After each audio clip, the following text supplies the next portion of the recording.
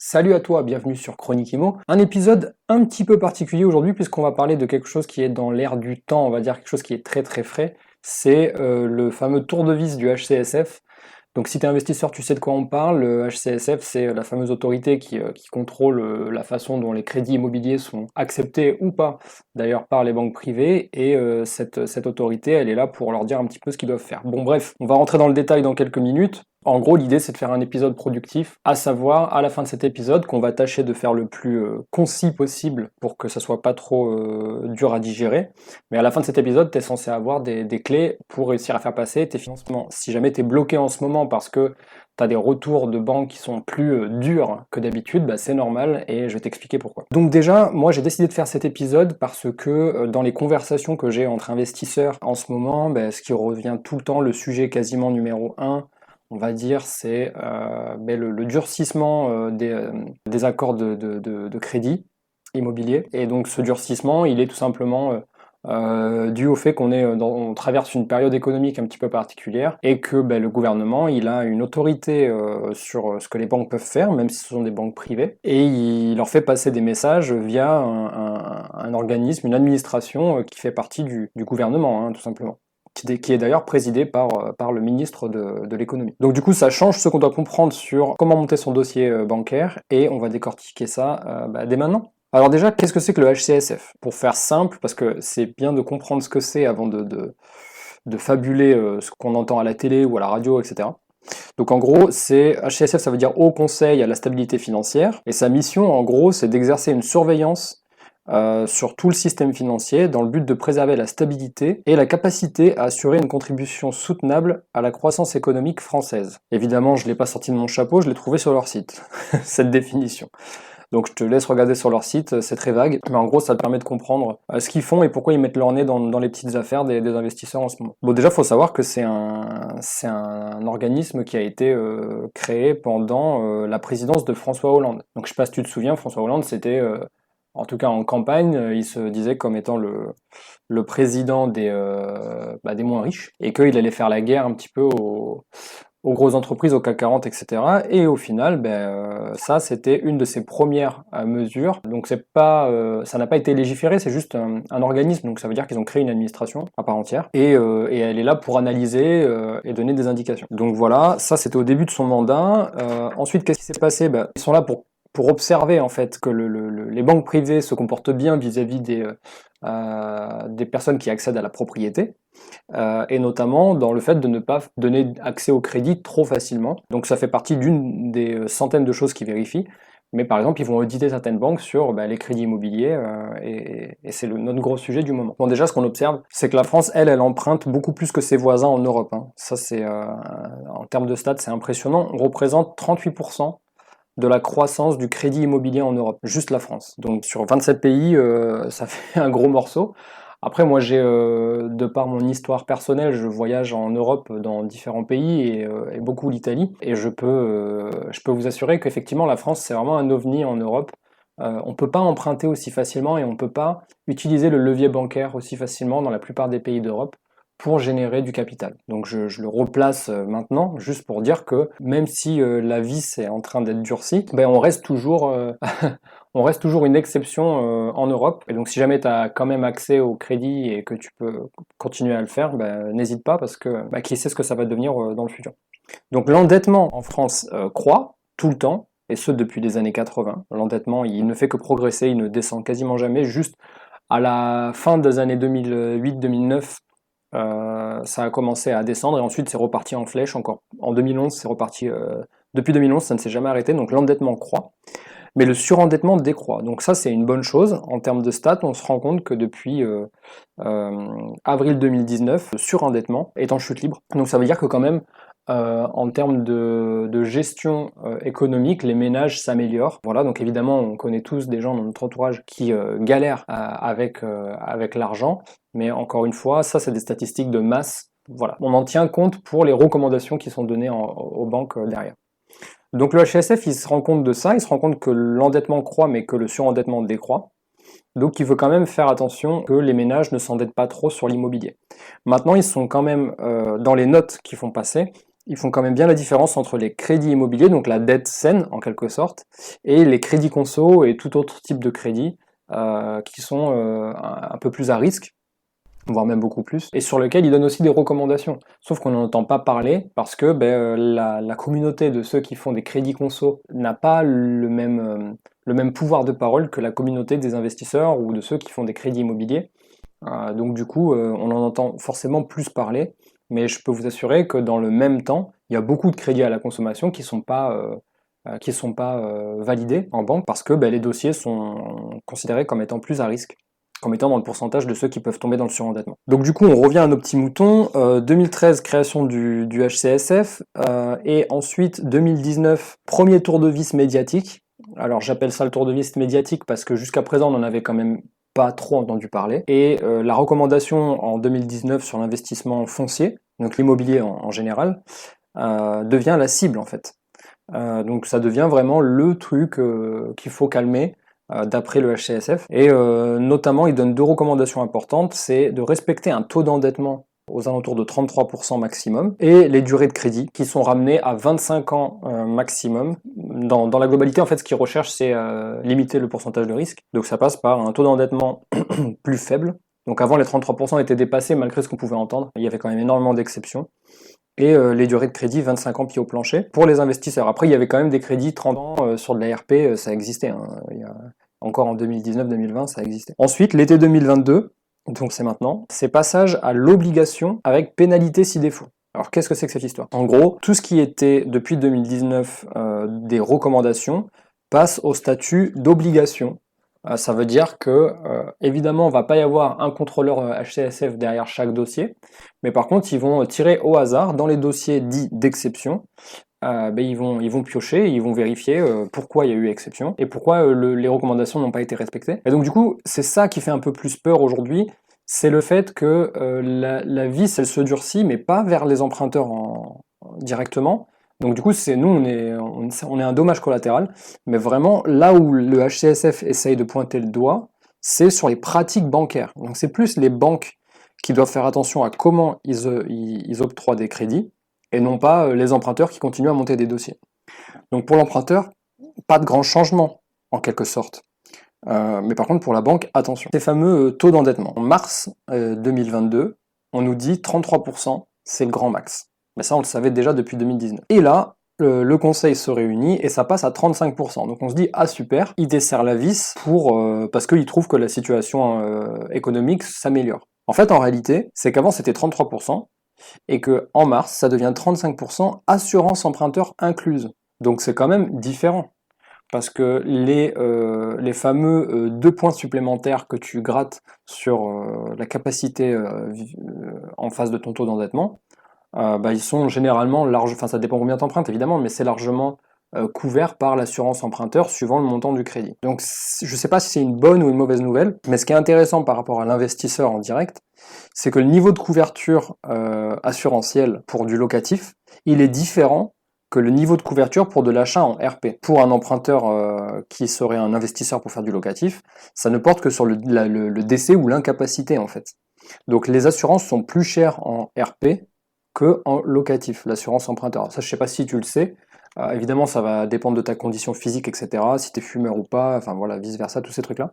Mais en gros, la capacité d'emprunt, maintenant, vu qu'elle prend en compte aussi l'assurance emprunteur, à 35% maximum, et du coup, peut-être qu'un dossier pour acheter ta résidence principale pour ta famille, ta maison, peut-être qu'il passera pas, alors qu'un petit immeuble de rapport ou n'importe quoi d'autre en locatif, ça passera, tout simplement parce que ton assurance elle est moins chère et que du coup ça te fait passer sous la barre des 35%. Donc ça c'est un petit tip que je te donne. Et ensuite il y a des adaptations. Donc ça veut dire c'est les fameux, pour les multi-investisseurs, il y a des règles qui disent que la banque elle peut s'adapter. Donc si elle veut vraiment faire passer ton dossier, elle le pourra, hein, elle a toujours pu, parce que la banque privée, elle est souveraine dans ses choix, hein, dans ses dossiers. Mais attention, car les contrôles vont porter sur les exceptions justement, et donc si jamais ton banquier il fait preuve d'adaptation dans ton dossier et qu'il fait passer ton dossier dans les fameux pourcentages d'exception, clairement si ton dossier est contrôlé, donc du coup la banque prendra des pénalités, Alors évidemment, ton dossier, lui, il aura eu le temps de passer, parce qu'entre le moment où la banque, elle se passe ton dossier, que tu es financé, que tu fais ton opération, et que le dossier est contrôlé, ben, c'est la banque, de toute façon, qui est pénalisée, c'est pas toi. Donc c'est pour ça que je disais il y a quelques minutes que je tiens à rassurer les investisseurs, quand même, la grande majorité des dossiers ne vont pas, être retoqués directement par le HCSF, c'est juste à l'appréciation des banques, suivant comment ils veulent, eux, respecter les recommandations, mais évidemment, ils vont quand même bien faire en sorte de les respecter. Ensuite, on entend beaucoup dire que la solution pour ne pas tomber dans le pourcentage, les fameux 35% du coup maintenant, 35% d'endettement, pour ne pas passer au-dessus, bah en fait, il suffit d'emprunter en SCI. Donc ça serait la solution miracle. Alors moi, je viens remettre un petit peu d'ordre là-dedans, parce que les SCI, que ce soit IS ou IR, donc oui, la banque va considérer que vous êtes en dehors des règles des 35% puisque vous n'êtes pas une personne physique, mais vous êtes une personne morale qui supporte quand même l'endettement de cette société, une ou plusieurs d'ailleurs. Donc la banque, elle va quand même pondérer ce que vous lui donnez et elle va pas faire passer un dossier à 60% d'endettement juste sous prétexte que vous êtes en SCI. Donc attention à cette fausse croyance. Les SCI peuvent être une solution si jamais on parle de 2-3 points au-dessus du taux d'endettement, mais ne croyez pas que c'est la solution miracle, parce que il est impossible de dire quelle banque et surtout à quel moment elles vont appliquer ce genre comment dire, de durcissement. Donc je rappelle que les SCI sont toujours représentés par des personnes physiques, hein. Donc l'analyste, même si ton dossier il passe, comment dire, en agence, parce que la plupart des dossiers SCI, du coup, ça passe en société, donc c'est la validation au niveau de l'agence, là, tu n'auras pas de problème normalement, hein. Si l'agence, elle te suit en nom propre, elle pourra te suivre en SCI, elle donnera son accord, mais après, généralement, elle envoie le dossier au bureau des analystes pour les sociétés.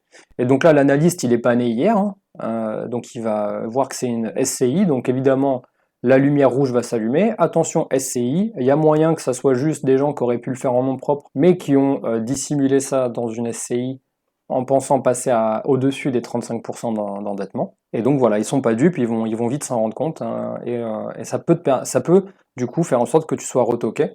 Donc il faut faire quand même très attention par rapport à ça. La solution, alors j'ai quand même du mal à... Parce que là je t'ai donné... je t'ai un peu tout décortiqué sur ce qui est en train de se passer, sur qu'est-ce que c'est que le HCSF et qu'est-ce qui est en train de se passer au niveau juste des banques privées. Il n'y a pas de solution miracle, je dirais surtout passer le moins de dossiers rocambolesques possible, c'est-à-dire passer moins de dossiers, mais les dossiers que tu passes, passer les plus solides.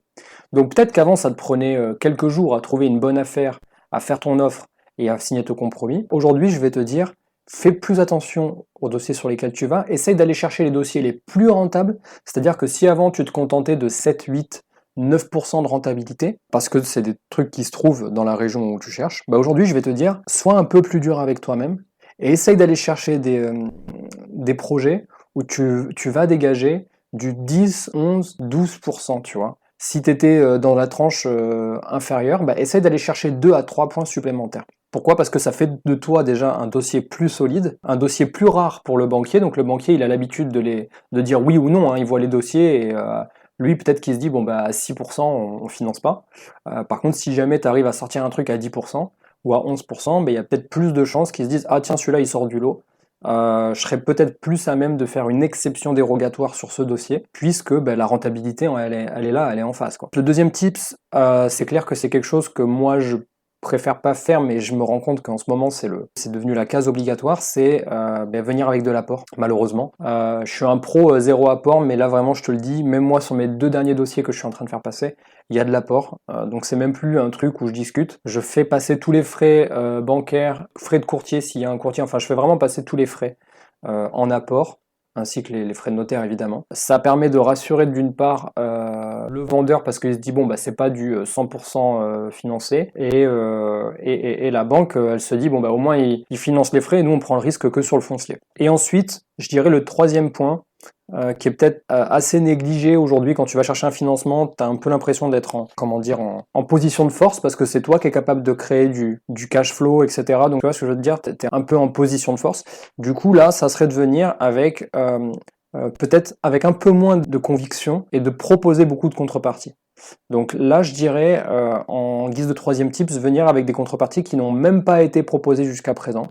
Donc ton banquier t'en a jamais parlé, donc si tu as déjà une assurance vie, ben, propose-lui de la fermer ailleurs et de l'ouvrir chez lui, exemple. Donc vraiment être en mode actif sur la recherche de contrepartie, tu vois. Dans les choses que j'ai listées, il y a notamment, si tu as un véhicule aujourd'hui et que tu as une assurance auto, je sais pas moi, chez euh, MMA, Alliance, n'importe quoi, ben, demande à ton banquier s'il fait des assurances auto et dis-lui que tu es même OK pour la payer un poil plus cher parce que au final, toi, ce que tu veux, c'est vraiment aller au bout de ce projet et que tu es en mode actif et que tu lui proposes des contreparties. Donc je dirais en un, passer moins de dossiers mais plus solide. En deux, venir avec de l'apport au minimum pour les frais, donc frais bancaires, frais de notaire, et frais d'intermédiaire s'il y a des intermédiaires. Et venir avec en mode actif sur les contreparties que tu peux lui proposer. Et venir avec au minimum 3 contreparties. Parce qu'il y a peut-être des choses que lui, il va penser. Et donc du coup, au pire, si tu lui prends le compte bancaire avec la carte, une assurance PNO, propriétaire non occupant, ton assurance habitation, éventuellement assurance véhicule ou n'importe quoi d'autre, bah, tu lui apportes déjà 3 contrats supplémentaires. Donc lui, il te donne un contrat et toi, tu lui en donnes 3 en face. Tu vois, donc c'est pas dégueu, ça fait le taf. Voilà un petit peu ce que je pouvais te dire sur les recommandations du HCSF là, qui sont tombées en juillet du coup 2022. Donc ils se réunissent tous les 3 mois, mais les recommandations elles vont courir quand même sur ce niveau-là jusqu'à la fin de l'année d'après ce qu'on entend. Donc l'idée, ça serait juste que tu fasses un petit peu l'autruche parce que les prix de l'immobilier sont de manière générale quand même en train de se stabiliser. Ça faisait 4-5 ans que ça ne faisait qu'augmenter, là c'est un peu en train de se stabiliser, le marché il ralentit un peu. Donc à voir quelles sont du coup les conséquences hein, dues aux recommandations du HCSF. Voilà pour l'épisode du jour. On va traiter la question de Maxence qui m'a écrit sur l'Instagram du podcast, Chronique Imo Podcast sur Instagram. Maxence nous dit: Je voulais investir dans un studio, mais tu dis dans un podcast de les éviter. Pourquoi? Ouais, Maxence, alors du coup, les studios. Alors, je ne mets pas un gros stop au studio, attention, c'est pas ce que je dis. Je pense que tu fais référence à l'épisode 3 où j'expliquais que dans le cadre de l'achat d'un immeuble de rapport, s'il y a que des studios, bah, de faire attention à ça et que c'est devenu vraiment le genre de bien sur lequel je ne me positionne plus. À moins que tu sois en front de mer et que ça devienne un mini-hôtel et que tu fasses que de la location courte durée, tu vois ce que je veux te dire. Mais vraiment, moi, je me positionne plus sur des IDR où il y a que du studio. Après, un studio comme ça, parce que c'est un bon coup, parce que tu as eu l'info qui se vend à pas cher ou que tu peux le négocier parce que c'est un contact d'un contact et tu peux l'avoir à un super prix et que toi, en faisant un peu de travaux, en mettant des meubles, tu peux faire de la location courte durée ou tu es dans un bon quartier pour faire de la location, je sais pas moi, étudiante ou tu vois, n'importe quoi comme ça. En gros, c'est toujours une histoire de rentabilité, hein. Évidemment, aujourd'hui, si tu me dis, bah, Mathieu, j'ai un studio à 30 000 euros, il y a 10 000 euros de travaux à faire dedans, en l'exploitant de telle et telle manière, tu peux sortir 14% de rentabilité, on va pas discuter longtemps, hein. Je vais te faire un chèque et puis, et puis ou alors si je peux faire un crédit là-dessus, bah, je fais un crédit et puis voilà, on y va. Évidemment, c'est toujours une histoire de rentabilité et de combien de cash flow ça peut te générer. Et d'ailleurs, merci pour ta question parce que tu vois, tu es en train de me mettre dans la tête un truc que j'ai pas traité lors de cet épisode. C'est le fait que si jamais tu as du foncier qui est déjà totalement remboursé et sur lequel du coup il n'y a aucune garantie, il n'y a aucune hypothèque dessus, ça va beaucoup plaire à la banque. Donc quand tu vas présenter ton dossier bancaire malgré le durcissement du HCSF, sache que le fait d'avoir des revenus passifs sur lesquels tu as aucun crédit, ça va rassurer la banque et ça va pouvoir t'aider à passer ton dossier. Voilà pour l'épisode du jour. Là, le dernier point, c'est la reco de la semaine. Ma reco de la semaine, c'est le site internet JD2M qui me permet de faire mes déclarations fiscales en LMP et LMNP. Et donc c'est une sorte de comptable virtuel. Voilà. Il y a aussi des vrais comptables qui bossent avec eux en physique, mais voilà, moi je les utilise en mode complètement autonome. Voilà, ça fait plusieurs années que je fais mes liasses avec eux et ça se passe très bien, donc je vais te mettre un lien dans la description. Si ça t'intéresse, si tu viens de te lancer ou même que tu fais un petit peu à la mano toi-même ta liasse fiscale ou que tu passes par un comptable et que tu as envie d'en changer, bah moi je conseille JD2M, j'aime beaucoup. J'avais lu d'ailleurs l'ouvrage de l'une des personnes qui a créé JD2M, qui est associée à ça. C'était en 2016, si je dis pas de bêtises. Et c'est un peu comme ça que j'ai décidé de passer par eux. Donc il y a un gros capital confiance et j'ai jamais eu aucun problème. Voilà pour la reco. Je te dis à bientôt dans un prochain épisode. Salut!